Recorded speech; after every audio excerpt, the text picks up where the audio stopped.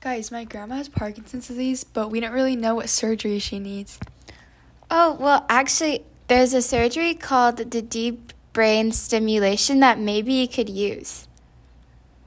Welcome back to our channel. I'm Ellen. I'm Serena. And I'm Sharvi. And today we're going to talk all about the Deep Brain Stimulation Surgery. So, a quick overview of DBS for short. DBS is the process of implanting electrodes within the areas of the brain. So the surgery is basically the process where the surgeons implant the electrodes in the brain. And these electrodes can make impulses that are electrical and that affect brain activity to treat certain medical conditions. These impulses can also affect chemicals and cells within the brain that cause medical conditions. As well as this, the stimulation is also controlled by a pacemaker device placed under the skin in the upper chest, where a wire travels under the skin and connects the device to the electrodes in the brain. So it's basically kind of like a machine up in your brain and inside your skin, which could sound a little weird to some people. So, for example, some diseases that DBS could treat are epilepsy, which is a neurological disorder that causes recurring seizures due to electrical activity in the brain. Tourette syndrome, which is also a neurological disorder, causing repetitive and involuntary movements or vocalizations called tics. Another disorder that DBS could treat is OCD, which is obsessive compulsive disorder, which is a mental health condition caused by intrusive thoughts and mental acts that someone feels as if they have to perform.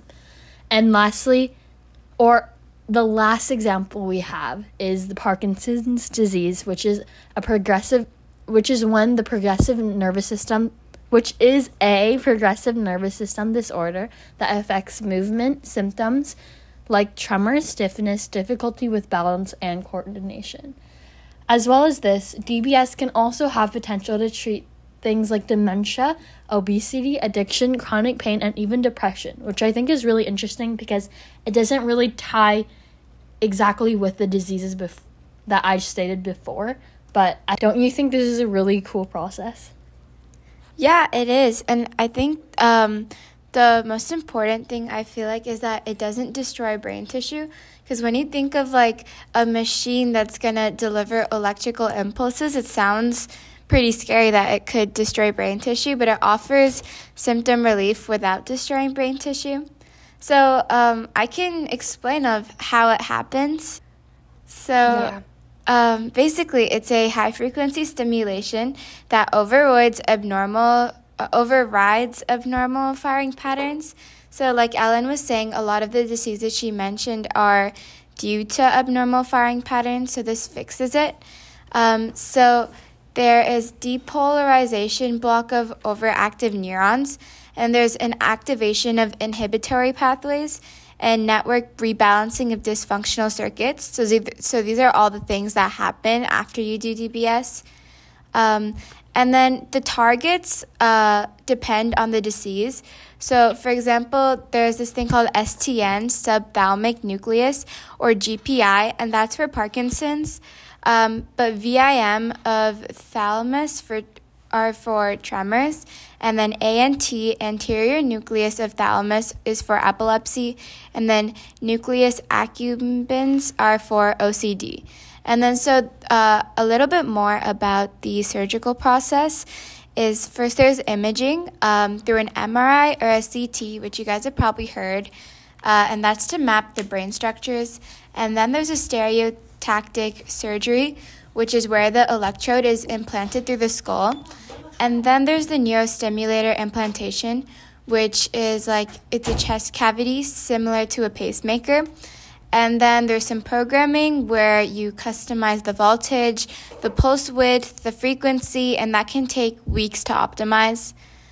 And then there's a lot of clinical evidence too. So like Parkinson's patients often see 40 to 60% improvement in motor symptoms. And then it reduces medication, dosages, tremors, and dystonia and essential tremor patients also report major motor control benefits. And then OCD and epilepsy patients show different responses too. And usually it requires precise targeting and longer-term studies. So I know, Serena, you have a couple of patient stories, right? Do you want to share? Yeah, there's this one that I want to share about a 40-year-old man called Holland Halstead, and when he found out that he had Parkinson's disease, he was very disabled, and he couldn't do normal things or live a normal life since he needed 2 canes to walk. His voice was very hard to understand, and he couldn't make or interpret any facial expressions, and he also took 27 pills a day just to stay alive. And people close to him noted that he acted more like a 90-year-old while he was in his 40s, and his parents had to take care of him again like he was a kid, and he didn't really like that. And so that must have been so hard. I know, right? I feel so bad. And DBS surgery completely changed his life, though, because when he first heard about it, he heard it on a PBS Kids show. So then when this was offered as one of the medical options for him, he was very excited. And he shared that life after DBS returned to how it was before and became so normal that he even forgot he had Parkinson's before. And I think it's such a touching and amazing story that a treatment can completely turn around someone's life. Mm-hmm. And now he's back in his wood shop and he's making projects for his living room and his business. And one of the things that he said was a little scary about the surgery was that you have to stay awake the whole time. But does anyone know how long a DBS surgery lasts? Because it must be so hard if it's a long surgery to be awake that long. Yeah, I read that it takes between 3 to 6 hours, but it also depends on various factors like the complexity of the case and the number of targets being addressed. So, yeah, the pulse generator implantation usually takes about an hour, but the surgery itself can last for several hours. Oh, wow. And I think, I don't know if you guys have heard this, saying anymore or before. When people talk about when they see bugs or, those types of animals, insects that people don't usually like, they're, people say, oh, it's crawling under your skin. Mm-hmm, yeah. I feel like that must be such a weird feeling to have that device implanted. Oh, yeah. Or, under Imagine your skin. It was itchy. I wonder what it feels like. Yeah. I think it's... You almost, it's, creepy. Mm-hmm, yeah. There's some risks and considerations especially you should think about and understand before going for the surgery. And some are the surgical risk, which most surgeries have, is bleeding, infection, stroke. And stroke is rare, but it's super serious. And then there's other things that can happen with the hardware, like lead migration or battery failure or device infections. And then neuropsychiatric risk could also be mood changes, apathy, cognitive effects, especially in dementia patients. So careful patient selection is really important. And then follow-up is super essential as well. Mm. And then they're also still looking into it because it's such a new technology. So they're looking into adaptive DBS, which is closed loop systems that sends brain signals and then adjust the stimulation in real time. So it's not you have your surgery, but then it's still happening even after your surgery, and it can adjust it whenever it senses different brain signals. And then they're especially working on DBS for depression and Alzheimer's. So there's a lot of ongoing trials.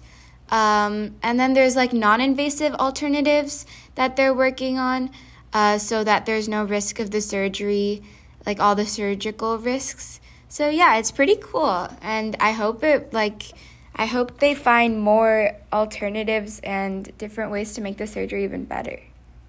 Yeah. Yeah, and I also heard that currently many patients can also almost fine tune their treatment because the DBS is adjustable and reversible, unlike other brain lessening surgeries, and DBS settings can be fine-tuned over time or completely turned off, and the hardware can also be removed if needed. And many patients are also able to lower their doses of medications, which can reduce their long-term side effects.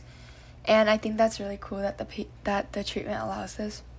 But I think also the advancement of the treatment will also lower the prices, so this can be more accessible to all people. Because right now, a global review done by the National Institute of Health puts the U.S. hospital costs between $25,000 to $100,000, which is not really accessible to most people. And the median cost of it is around $47,600 depending on the care center and insurance. So I think that's still a lot. So I feel like the advancement of the treatment would be very helpful. Yeah. I think that DBS surgery is super interesting because it's like an actual machine in your body.